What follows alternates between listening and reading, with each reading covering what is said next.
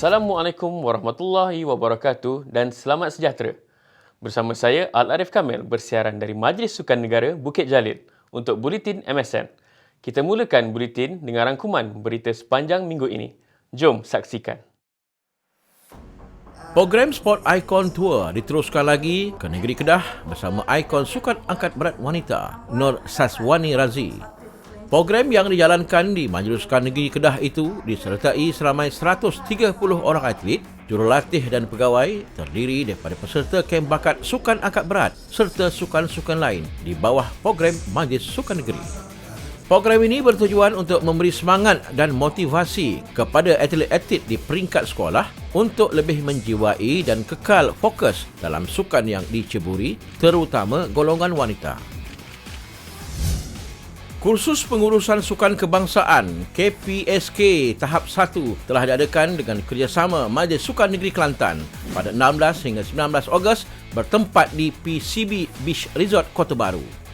Seramai 41 peserta yang menyertai program ini telah dibimbing oleh 4 tenaga pengajar dari Universiti Teknologi Mara dan Universiti Sains Malaysia.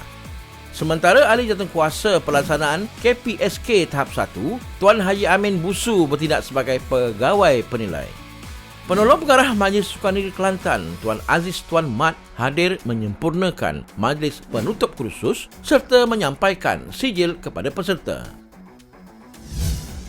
Satu sesi penjurian program keceriaan antara Kementerian sepanjang bulan Kebangsaan 2023 di Kementerian Belia dan Sukan telah berlangsung dan diadili oleh 3 juri daripada Kementerian Komunikasi dan Digital sebagai penilai.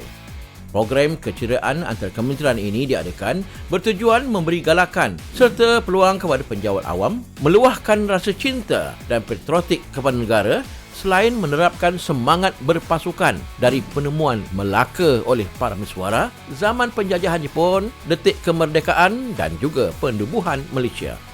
Sebanyak 4 agensi di bawah Kementerian Belia dan Sukan terlibat mengadakan persembahan, pameran dan dekorasi kreatif terdiri daripada Majlis Sukan Negara, Institut Sukan Negara, Institut Pembangunan dan Kecemerlangan Kepimpinan dan Perbadanan Stadium Malaysia. Malaysia mendominasi kejohanan skos remaja Asia 2023 apabila menjuarai 5 daripada 8 acara yang dipertandingkan di Dalian, China. Pilihan kedua bawah 17 tahun lelaki negara Lo Wasen mencipta kejutan dengan menewaskan pilihan pertama dari Korea Selatan Na Jo Young dengan keputusan 3-1. Aksi akhir bawah 19 tahun lelaki pula menyaksikan pertembungan rakan senegara di antara Ho Akin Chua menentang pilihan kedua Harith Daniel di mana kemenangan berpihak kepada Ho Akin 3-2. On Jae-din juga tidak ketinggalan mencuri tumpuan apabila menundukkan wakil Jepun menerusi kebangkitan semula di set kedua dalam cabaran bawah 15 tahun lelaki. Manakala Aira Azman pula menewaskan rakan sepasukan K. Setra untuk memastikan kejuaraan bawah 19 tahun wanita menjadi miliknya. Menteri Belia dan Sukan Yang Berhormat Hana Yeoh telah hadir dan menyempurnakan Majlis Penyerahan Jarum Gemilang kepada kontingen Malaysia ke kejohanan Taekwondo ITF Dunia 2023 pada 21 Ogos lalu di Majlis Sukan Negara Bukit Jalil. Skuad negara menghantar seramai 24 orang atlet dan bakal memberikan cabaran bersama-sama 51 kelab taekwondo dari seluruh dunia yang akan berlangsung pada 4 hingga 10 September ini di Tampere, Finland. Berbaki sebulan sebelum Tamasya Sukan Asia Hangzhou 2022 membuka tirai, satu bengkel penetapan sasaran kontingen Malaysia telah diadakan pada 22 Ogos bertempat di Hotel Tanera Bangi. Bengkel yang dihadiri 26 wakil Persatuan Sukan Kebangsaan yang akan ke Hangzhou turut menyaksikan kehadiran Ketua Setiausaha Kementerian Belia dan Sukan yang berbahagia Dr. Nagulendran Kang Gayat Karasu, Ketua Pengarah Majlis Sukan Negara Datuk Ahmad Sapabu Ismail, Ketua Kontingen Datuk Chong Kim Fat, Wakil Majlis Olimpik Malaysia, Institut Sukan Negara serta pemegang taruh yang lain. Pengumuman rasmi sasaran pingat kontingen Malaysia ke Sukan Asia Hangzhou bakal diadakan semasa Majlis Penyerahan Jarum Gemilang pada pertengahan September nanti. Sikit Kebangsaan para badminton MSN Alliance 2023 pada 17 hingga 20 Ogos berlangsung dengan penyertaan 100 orang atlet dari seluruh negara. Kejohanan yang berlangsung di Kompleks Kecemerlangan Sukan Paralimpik Kampung Pandan turut menyaksikan kebangkitan Jerat SIM baku menebus kekecewaan edisi yang lalu manakala Muhammad Amin Azmi mengekalkan gelaran juara kategori SH6. Pemain perseorangan lelaki kategori SU5, Gerald Simbaku, akhirnya bergelar juara Sirkit Kebangsaan Para Badminton MSN Alliance 2023 buat kali pertama sekaligus berjaya menebus kekecewaannya pada edisi lepas. Pada perlawanan akhir yang berlangsung di Pusat Kecemerlangan Sukan Paralimpik Kampung Pandan, Gerald mempamerkan rentak permainan cemerlang apabila menewaskan pemain Terengganu Nik Muhammad Ashraf 21-14, 21-19. Perasaan itu memang syukur, paling penting syukur, dan ini atas hasil usaha kerja keras selama ini training. First time ikut sirkuit last year masuk final, kalah di final. Kali ini saya sudah pasang mindset dari bulan lalu mau juara. Syukur sampai. Final sirkuit dengan Fendi Perak. Dengan Perak. Oponen baru yang Terengganu ya. Semifinal tadi jumpa Penny, saya balas balik dia. Sementara itu, dalam saingan kategori SH6, pemenang pingat gangsa Sukan Para ASEAN Kemboja 2023, Muhammad Amin Azmi pula menepati ramalan apabila berjaya mempertahankan kejuaraan selepas mudah menewaskan pemain dari Pahang, Yu Zhao 21-8, 21-3. Namun, beliau menjangkakan saingan lebih sengit di sirkuit akan datang pada bulan November nanti. Gembira lah, boleh perform dan mistake korang dan dapat rentak game balik lah. Kemungkinan ya. Kemungkinan dia lagi rajin sikit training, lepas tu dia fit sikit, kemungkinan tough lah game. Program wanita dalam sukan diwujudkan Kementerian Belia dan Sukan melalui Majlis Sukan Negara berfungsi untuk merancang, mengenal pasti dan menyelaras program-program sukan wanita serta memastikan penglibatan wanita dalam aspek pengurusan, kejurulatihan, kepegawaian dan kepimpinan dalam sukan.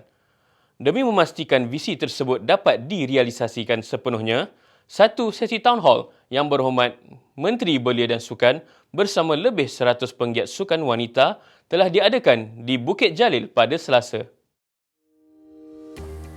Sesi Town Hall Anjuran Bahagian Bakat dan Pembangunan Wanita telah dipengerusikan sendiri oleh Yang Berhormat Hanayo untuk membincangkan dan membuka ruang kepada penggiat sukan dalam kalangan wanita bagi memberikan pendapat dan idea berkaitan pembangunan wanita demi kemajuan dan penglibatan wanita dalam sukan di Malaysia.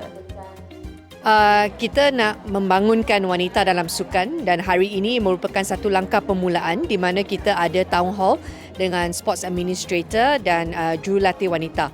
Dan kita telah mendengar pelbagai cadangan daripada mereka dan kita akan meneliti setiap cadangan itu untuk pastikan kita mengambil langkah proaktif untuk membangunkan wanita dalam sukan.